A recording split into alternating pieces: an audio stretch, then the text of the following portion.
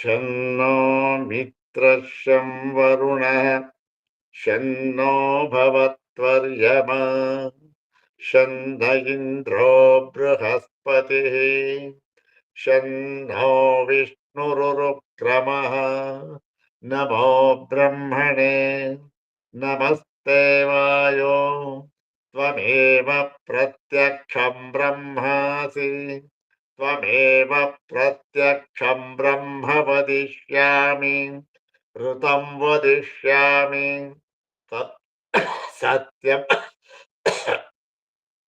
ಸತ್ಯಂ ವದಿಷ್ಯಾಮಿ ತನ್ಮಾಮವತು ತದ್ಭಕ್ತಾರಮವತು ಅವತು ಮಾಂ ಅವತು ಭಕ್ತಾರಂ. ಓಂ ಶಾಂತಿ ಶಾಂತಿ ಶಾಂತಿ.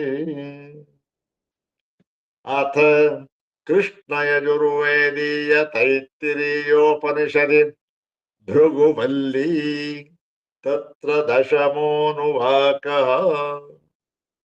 ಓಂ ಸಹನಾವವತೋ ಸಹನೌ ಭುನಕ್ತೋ ಸಹ ವೀರ್ಯಂಕರವಾವಹೈ ತೇಜಸ್ವಿನಾವಧೀತಮಸ್ತು ಮಾ ವಿದ್ವಿಷಾವಹೈ. ಓಂ ಶಾಂತಿ ಶಾಂತಿ ಶಾಂತಿ. ಓಂ ಯಸ್ಮಾತ್ ಜಾತಂ ಜಗತ್ ಸರ್ವಂ ಯಸ್ಮಿನ್ನೇವ ಪ್ರಲೀಯತೆ ಯೇನೇದಂ ಧಾರ್ಯತೆ ಚೈವ ತಸ್ಮೈ ಜ್ಞಾನಾತ್ಮನೇ ನಮಃ. ಯೈರಿಮೇ ಗುರುಭಿಃ ಪೂರ್ವಂ ಪದವಾಕ್ಯ ಪ್ರಮಾಣತಃ ವ್ಯಾಖ್ಯಾತಾಃ ಸರ್ವವೇದಾಂತಾಃ ತಾನ್ ನಿತ್ಯಂ ಪ್ರಣತೋಸ್ಮ್ಯಹಂ. ತೈತ್ತಿರೀಯಕಸಾರಸ್ಯ ಮಯಾಚಾರ್ಯ ಪ್ರಸಾದತಃ ವಿಸ್ಪಷ್ಟಾರ್ಥರುಚೀನಾಂ ಹಿ ವ್ಯಾಖ್ಯೇಯಂ ಸಂಪ್ರಣೀಯತೆ. ಕೃಷ್ಣ ಯಜುರ್ವೇದದಲ್ಲಿ ಕೊನೆಯವಲ್ಲಿ ಭೃಗುವಲ್ಲಿ, ಇದರಲ್ಲಿ ಬ್ರಹ್ಮದ ವಿಧ ವಿಧವಾದ ಉಪಾಸನೆಗಳನ್ನು ಹೇಳಿ ಅದರ ಒಂದು ಫಲವನ್ನು ಕೂಡ ಹೇಳ್ತಾ ಇದ್ದಾರೆ. ಮತ್ತೆ ಈ ಹಿಂದಿನ ಆನಂದವಲ್ಲಿಯಲ್ಲಿ ಮುಖ್ಯವಾಗಿ ಏನದು ಬ್ರಹ್ಮ ಪ್ರಕರಣ ಮತ್ತು ನಿರ್ಗುಣ ಪರಬ್ರಹ್ಮದ ಸ್ವರೂಪವನ್ನ ತಿಳಿಸಿಕೊಡತಕ್ಕಂತಹ ಒಂದು ವಲ್ಲಿ, ಅದರಲ್ಲಿ ಎಲ್ಲವನ್ನೂ ಹೇಳಿ ಉಪಾಸನಾ ಭಾಗದಲ್ಲಿ ಅಲ್ಲಿ ಕೆಲವು ವಿಚಾರವನ್ನ ಹೇಳದೆ ಬಿಟ್ಟಿರತಕ್ಕಂತಹದ್ದನ್ನ ಇಲ್ಲಿ ಹೇಳಿದ್ದಾರೆ. ಜ್ಞಾನ ಭಾಗವನ್ನ, ಜ್ಞೇಯ ಬ್ರಹ್ಮವನ್ನ ಕುರಿತು, ಅದರ ಸ್ವರೂಪವನ್ನ ಕುರಿತು ಪರಿಪೂರ್ಣವಾಗಿ ತಿಳಿಸಿಕೊಟ್ಟಿದ್ದಾರೆ. ಎಲ್ಲಿ? ಆನಂದವಲ್ಲಿಯಲ್ಲಿ. ಈ ಉಪಾಸನಾ ಭಾಗದಲ್ಲಿ ಉಪಾಸ್ಯ ಬ್ರಹ್ಮದ ವಿಷಯದ ಸ್ವರೂಪದಲ್ಲಿ ಕೆಲವು ವಿಚಾರಗಳನ್ನ ಅಲ್ಲಿ ಸಂಕ್ಷೇಪವಾಗಿ ಹೇಳಿದ್ದಾರೆ. ಇಲ್ಲಿ ಅದನ್ನ ಸ್ವಲ್ಪ ವಿವರವಾಗಿ ಹೇಳಿದ್ದಾರೆ. ಯಾಕೆ? ಸ್ವಲ್ಪ ವಿವರವಾಗಿ ಮಾತ್ರ. ವಿವರ ಅಂದ್ರೆ ಪೂರ್ತಿ ವಿವರ ಅಂದ್ರೆ ಈ ಜ್ಞೇಯ ಬ್ರಹ್ಮವನ್ನು ತಿಳಿಸಿಕೊಟ್ಟಿದ್ದಾರಲ್ಲ, ಹಾಗಲ್ಲ. ಯಾಕೆ? ಅದು ತಾತ್ಪರ್ಯ ಇಲ್ಲ ಉಪಾಸ್ಯ ಬ್ರಹ್ಮದಲ್ಲಿ ಉಪನಿಷತ್ತುಗಳಿಗೆ, ಹೌದಾನೆ? ಆದ್ದರಿಂದ ಎಷ್ಟು ಬೇಕೋ ಅಷ್ಟು ಮಾತ್ರ ತಿಳಿಸಿಕೊಟ್ಟಿದ್ದಾರೆ. ಅದರಲ್ಲಿ ನಾವು ಈ ಒಂದು ಕೊನೆಯ ಒಂದು ಭಾಗಕ್ಕೆ ಬಂದಿದ್ದೇವೆ. ಬಹುತೇಕ ಇದು ಕೊನೆಯ ಭಾಗ. ಈ ಒಂದು ಭಾಗದಲ್ಲಿ ಈ ಉಪಾಸ್ಯ ಬ್ರಹ್ಮ, ಈ ಉಪಾಸನೆಗೆ ಯಾವ ಫಲವನ್ನು ಹೇಳಿದ್ದಾರೆ ಎಂಬತಕ್ಕಂಥದ್ದನ್ನು ವಿಚಾರ ಮಾಡಿದ್ದಾರೆ. ಯಾತಕ್ಕೆ ಅಂತಂದ್ರೆ ನೋಡಿ, ಬ್ರಹ್ಮ ಆನಂದವಲ್ಲಿಯಲ್ಲಿ ಬ್ರಹ್ಮವಿದಾಪ್ನೋತಿ ಪರಂ ತದೇಶಾಭ್ಯುಕ್ತ ಸತ್ಯಂ ಜ್ಞಾನವನಂತಂ ಬ್ರಹ್ಮ ಅಂತ ಹೇಳಿ ಸೋಷ್ಣುತೆ ಸರ್ವಾನ್ ಕಾಮಾನ್ ಸಹ ಬ್ರಹ್ಮಣ ವಿಪಶ್ಚಿತೇತಿ ಅಂತ ಹೇಳಿದ್ದಾರೆ. ಇಲ್ಲಿ ಬ್ರಹ್ಮವಿದಾಪ್ನೋತಿ ಪರಂ ಅನ್ನುವ ಭಾಗಕ್ಕೆ ಆ ಬ್ರಹ್ಮದ ಲಕ್ಷಣವನ್ನು ಹೇಳ್ತಾ ಸತ್ಯಂ ಜ್ಞಾನಂ ಅನಂತಂ ಬ್ರಹ್ಮ ಅಂತ ಹೇಳಿ ಲಕ್ಷಣವನ್ನು ಹೇಳಿ ಅದರ ಪೂರ್ಣ ವಿವರವನ್ನ ಇಡೀ ವಲ್ಲಿಯಲ್ಲಿ ತಿಳಿಸಿಕೊಟ್ರು. ಯಾವುದದು? ಜ್ಞೇಯ ಬ್ರಹ್ಮ, ಬ್ರಹ್ಮವಿದಾಪ್ನೋತಿ ಪರಂ ಎನ್ನುವುದರ ಮೂಲಕ ಯಾವ ಜ್ಞೇಯ ಬ್ರಹ್ಮವನ್ನು ಹೇಳಿದ್ದಾರೆಯೋ, ತಿಳಿಸಿದ್ದಾರೆಯೋ ಉಪನಿಷತ್ತಿನಲ್ಲಿ, ಅದರ ಸ್ವರೂಪವನ್ನ ವಿಸ್ತಾರವಾಗಿ ಹೇಳಿದ್ದಾಯ್ತು. ಆದರೆ ಅದರ ಮುಂದಿನ ಭಾಗ ಇದೆಯಲ್ಲ, ಅದೇ ಮಂತ್ರದಲ್ಲಿ ಸೋಷ್ಣುತೆ ಸರ್ವಾನ್ ಕಾಮಾನ್ ಸಹ ಬ್ರಹ್ಮಣ ಅವಿಪಶ್ಚಿತೇತಿ, ಬ್ರಹ್ಮಣ ವಿಪಶ್ಚಿತ ಇತಿ ಅಂತಿದೆಯಲ್ಲ, ಅದೇನದು? ಸಹ ವಿಪಶ್ಚಿತ ಬ್ರಹ್ಮಣ ಸಹ ಸರ್ವಾನ್ ಕಾಮಾನ್ ಅಶ್ನುತೆ ಅಂತ ಇದೆ. ಏನಾಗಂದ್ರೆ ಅಂದ್ರೆ ಅವನು ವಿಪಶ್ಚಿತ್ತಾದ ಬ್ರಹ್ಮದ ಜೊತೆಯಲ್ಲಿಯೇ ಇದ್ದುಕೊಂಡು ಎಲ್ಲ ಕಾಮಗಳನ್ನು ಕೂಡ ಒಟ್ಟಿಗೆ ಪಡೆದುಕೊಂಡು ಬಿಡುತ್ತಾನೆ ಅಂತ ಹೇಳಿದ್ರು. ಇದೇನಿದು?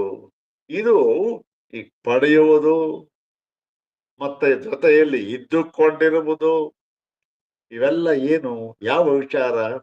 ಇದು ಭೇದಕ್ಕೆ ಸಂಬಂಧಪಟ್ಟ ವಿಚಾರವೋ ಅಭೇದಕ್ಕೆ ಸಂಬಂಧಪಟ್ಟ ವಿಚಾರವೋ? ಇದು ಭೇದಕ್ಕೆ ಸಂಬಂಧಪಟ್ಟ ವಿಚಾರ, ಹೌದ್ ತಾನೆ? ಯಾಕೆ? ಜೊತೆಯಲ್ಲಿ ಇರುವುದು ಬ್ರಹ್ಮಣ ಸಹ, ವಿಪಶ್ಚಿತ ಬ್ರಹ್ಮಣ ಸಹ. ಆ ವಿಪಶ್ಚಿತ್ತಾದ ಅಂದ್ರೆ ಜ್ಞಾನ ಸ್ವರೂಪವಾದ ಬ್ರಹ್ಮದ ಜೊತೆಯಲ್ಲಿ ಇದ್ದುಕೊಂಡು, ಜೊತೆ ಇರ್ಬೇಕಾದ್ರೆ ಇನ್ನೊಂದು ಬೇಕು, ಅವನ್ ಬೇರೆ ಇರ್ಬೇಕು, ಇರ್ತಕ್ಕಂಥವನ್ ಬೇರೆ ಇರ್ಬೇಕು. ಅಂದ್ರೆ ಏನು? ಭೇದ ದೃಷ್ಟಿಯನ್ನು ಹೇಳ್ಬೇಕು.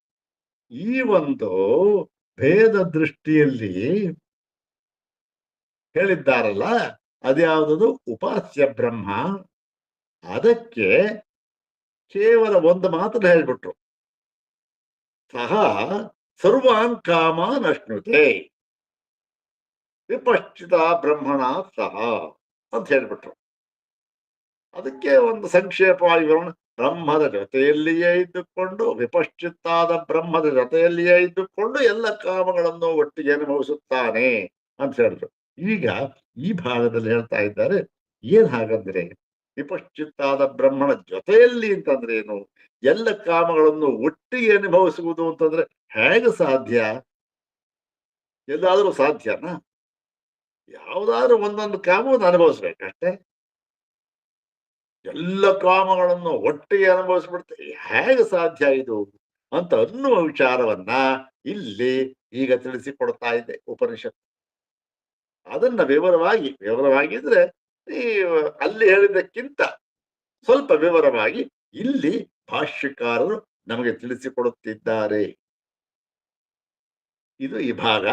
ಇದರಲ್ಲಿ ಮಂತ್ರವನ್ನ ಒಂದ್ಸಾರಿ ಹೇಳಿ ನಂತರ ಆ ಭಾಷ್ಯ ಭಾಗವನ್ನ ನೋಡೋಣ. ಸ್ವಲ್ಪ ಭಾಗ ಆಗಿತ್ತು, ಅದರಲ್ಲಿ ಇನ್ನೊಂದು ಭಾಗ ನೋಡೋಣ. ಮಂತ್ರವನ್ನ ಒಂದ್ಸಾರಿ ಪಠನೆ ಮಾಡೋಣ. ಓಂ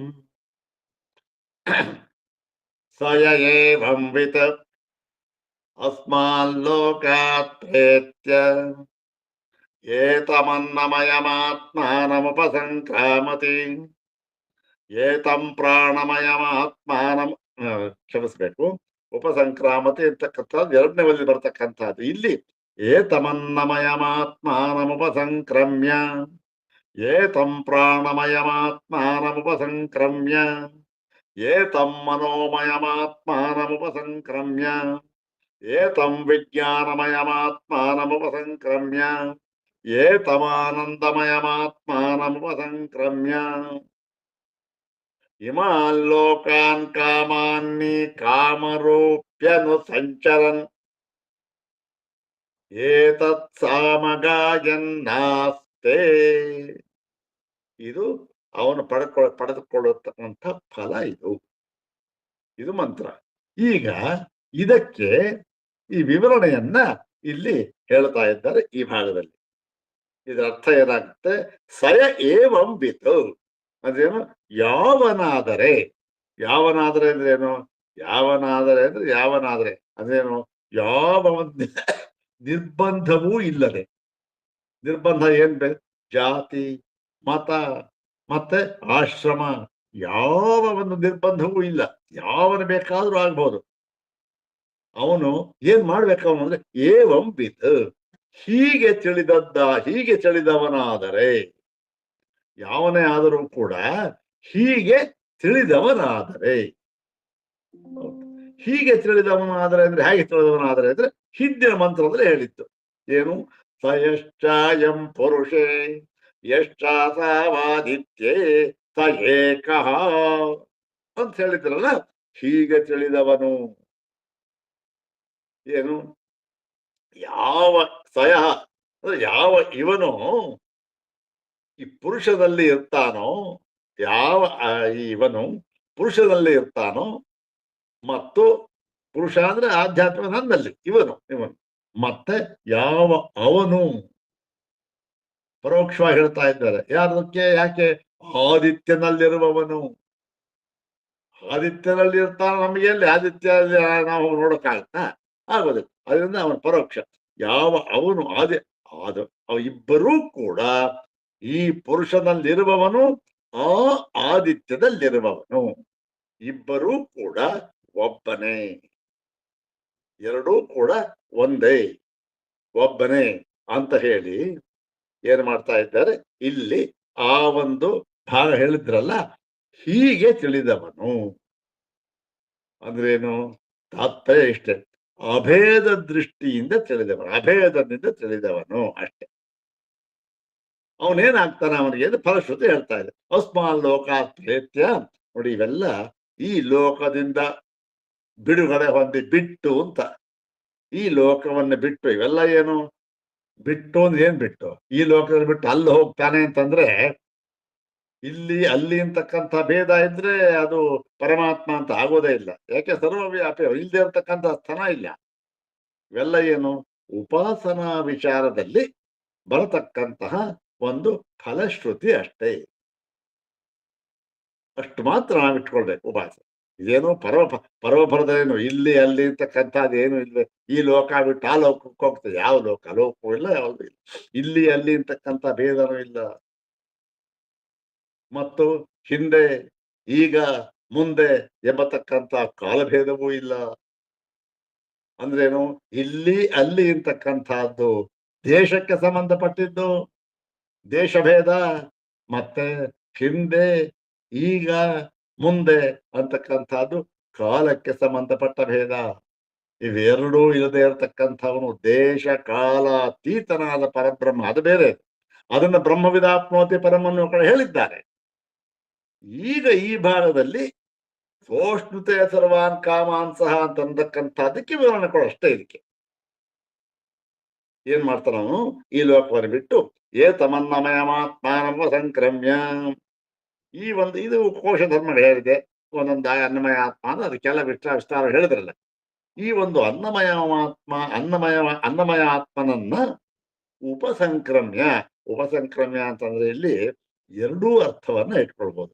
ಒಂದು ಅದನ್ನ ಮೀರಿ, ಅದನ್ನ ದಾಟಿ, ಒಂದು ಅದನ್ನ ಪಡೆದುಕೊಂಡು ಅಂತ. ಮೀರಿ ದಾಟಿ ಅಂದ್ರೇನು, ಆ ಅನ್ನಮಯ ಆತ್ಮನನ್ನ, ಓಹೋ ಇವನೇ ಅನ್ನಮಯ ಆತ್ಮನೇ ಮುಖ್ಯ ಆತ್ಮನಲ್ಲ, ಇವನೂ ಕೂಡ ಪರಿಚ್ಛಿನ್ನನಾದ ಆತ್ಮ ಎಂಬುದಾಗಿ ತಿಳಿದುಕೊಂಡು ಏನ್ ಮಾಡ್ತಾನೆ, ಪಡೆದುಕೊಂಡು ತಿಳ್ಕೊಂಡ್ಬಿಟ್ಟು ಏನೋ ಮುಂದಕ್ಕೆ ಹೋದ ಪ್ರಾಣಮಯ ಆತ್ಮ. ಹೀಗೆಲ್ಲವನ್ನೂ ಕೂಡ ಅನ್ನಮಯಮಾತ್ಮಾನಮುಪಸಂಕ್ರಮ್ಯ ಏತಂ ಪ್ರಾಣಮಯಮಾತ್ಮಾನಮುಪಸಂಕ್ರಮ್ಯ, ಅಂದ್ರೆ ಪ್ರಾಣಮಯ ಆತ್ಮನನ್ನು ಹೀಗೆ ತಿಳಿದುಕೊಂಡು, ಅಂದ್ರೆ ಪ್ರಾಣಮಯ ಆತ್ಮನನ್ನು ದಾಟಿ, ಅಂದ್ರೇನು, ಇದಕ್ಕಿಂತಲೂ ಸ್ಥೂಲವಾಗಿರತಕ್ಕಂಥದ್ದು ಸೂಕ್ಷ್ಮವಾದ ಪರಮಾತ್ಮನನ್ನ ತಿಳಿದು ಅಂತ. ತಿಳಿದು ಹ್ಯಾಕ್ ತಿಳಿದು, ದಾಟಿ ಹೋಗುತ್ತಾನೆ, ಉಪಸಂಕ್ರಮಣ ದಾಟಿ ಹೋಗುತ್ತಾನೆ, ಮೀರಿ ಹೋಗುತ್ತಾನೆ. ಏನ್ ಮೀರಿ ಹೋಗ್ತಾನೆ, ಹೇಗೆ ಮೀರಿ ಹೋಗ್ತಾನೆ ಅಂದ್ರೆ, ಈ ಮನೆಯಿಂದ ಆ ಮನೆಗೆ ಹೋಗ್ತಾನೆ, ಈ ಮನೆಯನ್ನು ಮೀರಿ ಆ ಮನೆಗೆ ಹೋಗ್ತಾನೆ, ಅಥವಾ ಇಲ್ಲಿಂದ ಮೀರಿ ಅಲ್ಲಿಗೆ ಹೋಗುತ್ತಾನೆ, ಹೀಗಲ್ಲ. ಅಂದ್ರೇನು, ಇವೆಲ್ಲವೂ ಕೂಡ ಆತ್ಮಧರ್ಮಕ್ಕೆ ಸೇರಿದ್ದಲ್ಲ, ಅನಾತ್ಮನ ಧರ್ಮಗಳು ಎಂಬುದಾಗಿ ತಿಳಿದುಕೊಂಡು ಅಂತಷ್ಟೆ. ಇವಕ್ಕೆಲ್ಲ ಸ್ವತಂತ್ರವಾದ ಅಸ್ತಿತ್ವ ಅಂತಕ್ಕಂಥದ್ದು ಇಲ್ಲ, ಈ ಯಾವ ಆತ್ಮಗಳಿಗೂ ಕೂಡ ಇಲ್ಲ ಅಂತ ತಿಳಿದುಕೋ ಅಷ್ಟೇ ಅದು. ಇದಕ್ಕೆ ಸೂಕ್ಷ್ಮವಾಗಿರತಕ್ಕಂಥ ಪ್ರಾಣಮಯ, ಮನೋಮಯ, ವಿಜ್ಞಾನಮಯ ಮತ್ತೆ ಆನಂದಮಯ ಆತ್ಮನನ್ನೂ ಕೂಡ ದಾಟಿ. ಅಂದ್ರೆ ಏನು?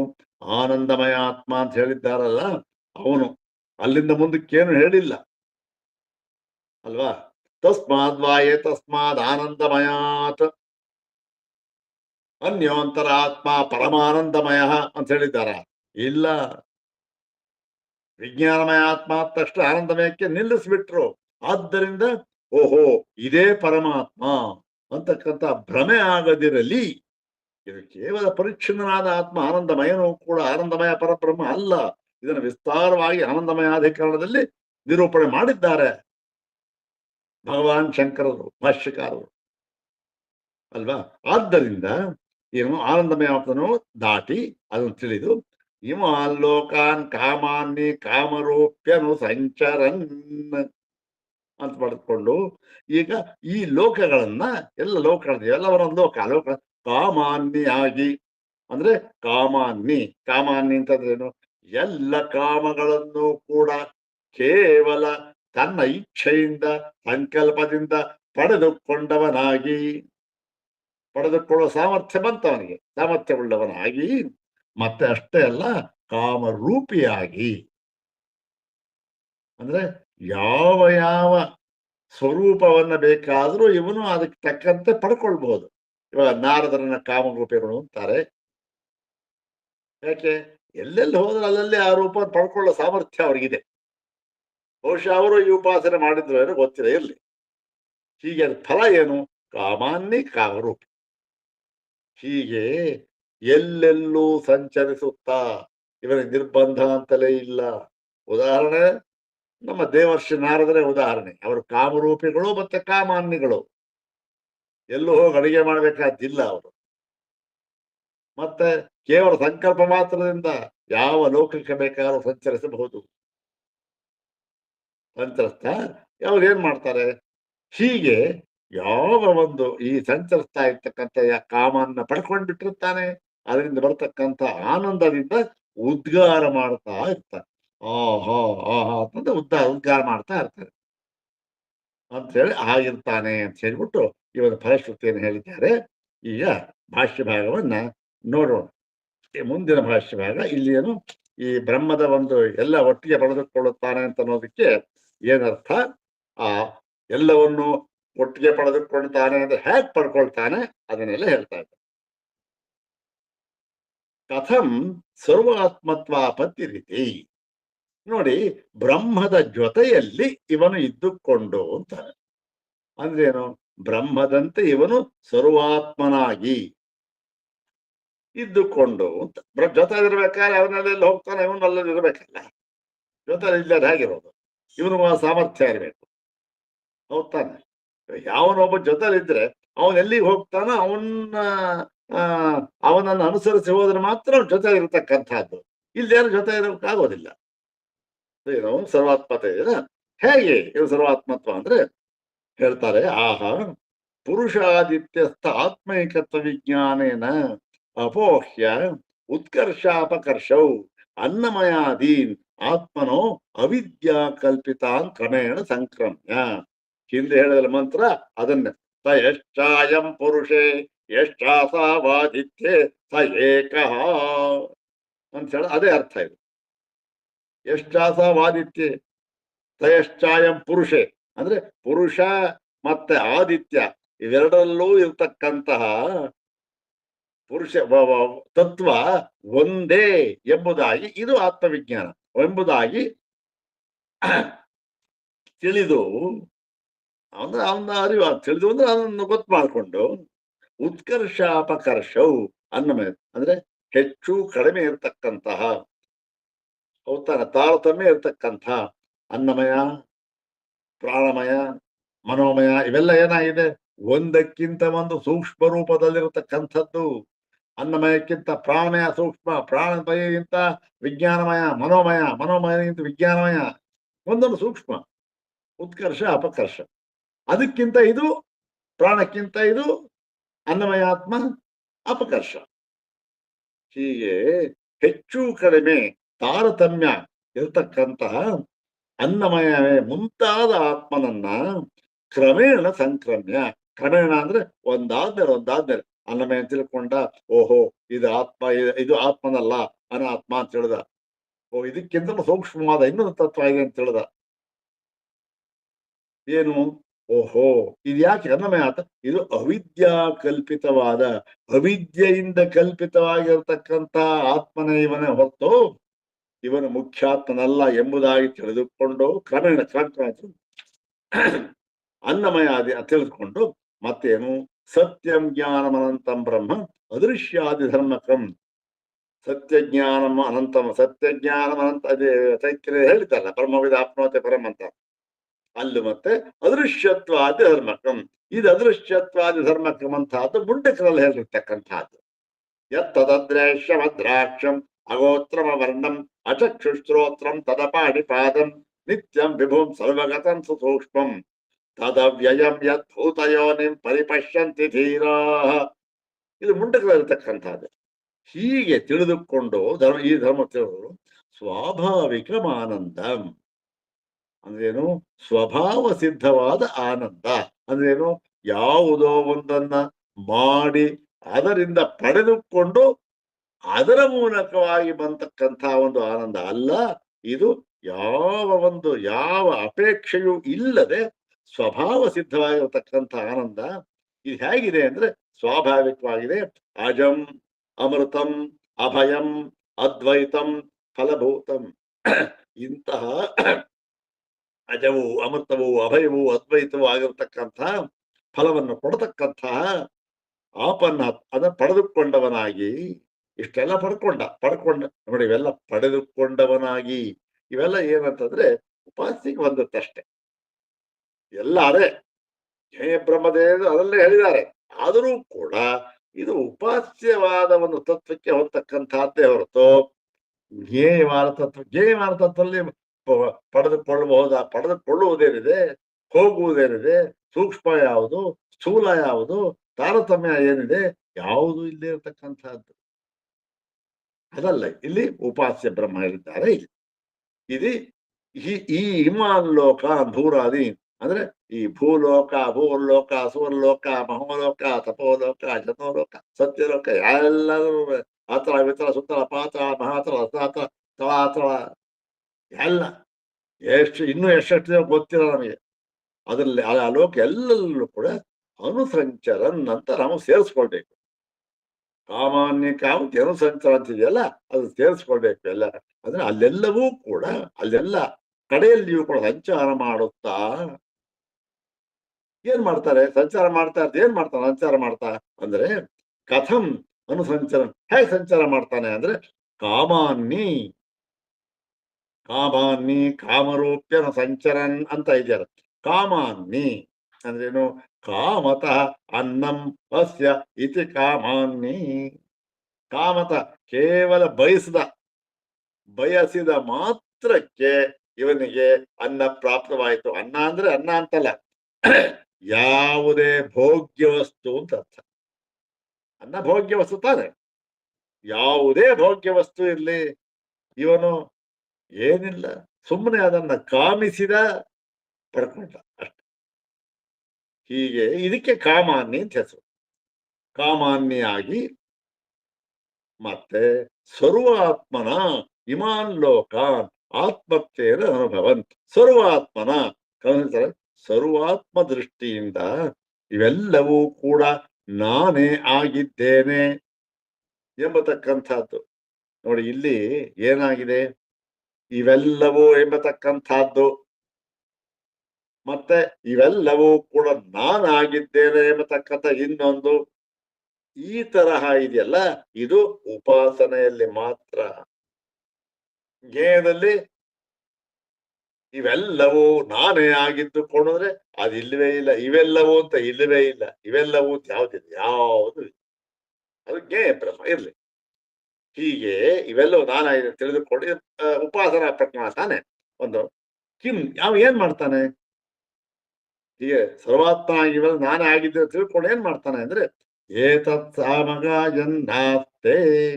ಹೀಗೆ ಸಾಮಗಾಯನ್ನಾಸ್ತೆ, ಸಾಮವನ್ನ ಗಾನ ಮಾಡುತ್ತಾ ಇರುತ್ತಾನೆ. ಏನು ಸಾಮಗಾನ ಅಂದ್ರೆ? ಸಾಮಗಾನ ಅಂತಂದ್ರೆ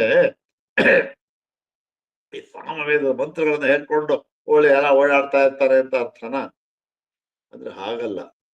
ಸಾಮಗಾನ ಅಂತಂದ್ರೆ ನೋಡಿ ಹೇಳ್ತಾ ಇದ್ದಾರೆ ಇಲ್ಲಿ, ಸಮತ್ವಾತ್ ಬ್ರಹ್ಮೈವ ಸಾಮ. ಸಮತ್ವಾತ್ ಸಾಮ ಅಂದ್ರೆ ಸಮತ್ವ ಇರುವುದರಿಂದ ಇದಕ್ಕೆ ಸಾಮ ಅಂತ ಹೆಸರಾಯ್ತು. ಸಮತ್ವ ಅಂತಕ್ಕಂಥದ್ದು ಯಾವುದಕ್ಕೆ ಹೊಂದುತ್ತೆ? ಕೇವಲ ಬ್ರಹ್ಮಕ್ಕೆ ಮಾತ್ರ ಹೊಂದತಕ್ಕಂಥದ್ದು, ಇನ್ ಯಾವುದಕ್ಕೂ ಹೊಂದೋದಿಲ್ಲ. ಯಾವುದಕ್ಕೂ ಅಂದ್ರೆ ಏನು? ಇದು ಯಾವುದೇ ದೇವತೆ ಆಗಲಿ, ಮನುಷ್ಯರಾಗಲಿ, ರಾಕ್ಷಸರಾಗಲಿ, ಗಂಧರ್ವ, ಯಕ್ಷ ತರ ಯಾವುದಕ್ಕೂ ಹೊಂದೋದಿಲ್ಲ. ಕೇವಲ ಬ್ರಹ್ಮಕ್ಕೆ ಮಾತ್ರ ಹೊಂದತಕ್ಕಂಥದ್ದು ಈ ಸಮತ್ವ ಅಂತಕ್ಕಂಥದ್ದು. ಇಂತಹ ಈ ಸಮತ್ವ ಸಾಮ ಅಂದ್ರೆ ಸಮತ್ವ ಸಾಮ ಈ ಬ್ರಹ್ಮ ಇವೆಲ್ಲ, ಈ ಬ್ರಹ್ಮವನ್ನ ಇದನ್ನ ಏನ್ ಮಾಡ್ತಾನೆ? ಸರ್ವ ಅನನ್ಯ ರೂಪಂ. ಈ ಬ್ರಹ್ಮ ಹೇಗಿದೆ? ಸರ್ವ ಅನನ್ಯ ರೂಪಂ, ಎಲ್ಲವೂ ಅಂದ್ರೆ ಎಲ್ಲಕ್ಕಿಂತ ಬೇರೆಯಾಗದೆ ಇರ್ತಕ್ಕಂಥ, ಎಲ್ಲ ಇದೆ ಬ್ರಹ್ಮ ಇದೆ ಅಂತ ಅಲ್ಲ, ಎಲ್ಲವೂ ಎಲ್ಲ ಇರ್ತಕ್ಕಂಥ, ಎಲ್ಲ ಅಂತಂದ್ರೆ ಬೇರೆ ದ್ವೈತ ವಸ್ತುಗಳು, ಅವೆಲ್ಲದರಲ್ಲೂ ಕೂಡ ಅನನ್ಯ ರೂಪಂ, ಅಭೇದ ರೂಪದಿಂದ ತಿಳಿದು ಗಾಯನ್ ಶಬ್ದ, ಗಾಯನ್ ಅಂದ್ರೆ ಗಾನ ಶಬ್ದ ಮಾಡ್ತಾ, ಅಂದ್ರೇನು?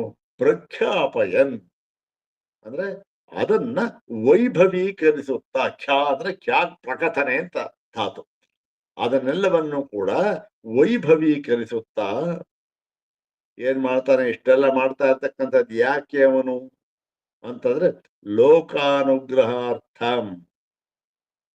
ಇದು ಕೇವಲ ಲೋಕಾನುಗ್ರಹಾರ್ಥವಾಗಿ, ಲೋಕವನ್ನ, ಲೋಕ ಅಂದ್ರೆ ಜನಗಳು ಅಷ್ಟೇ, ಲೋಕ ಇನ್ನೇನಿಲ್ಲ. ಲೋಕ ಅಂದ್ರೆ ಏನು? ಯಾವುದು ಕರ್ಮವನ್ನ ಅನುಭವಿಸುವುದಕ್ಕೆ ಬೇಕಾಗಿರ್ತಕ್ಕಂಥ ಒಂದು ಜಾಗ. ಅನುಭವಿಸೋರು ಯಾರು? ಅನುಭವಿಸೋರು ಕರ್ತೃ ಹೋಗ್ತಾರೆ.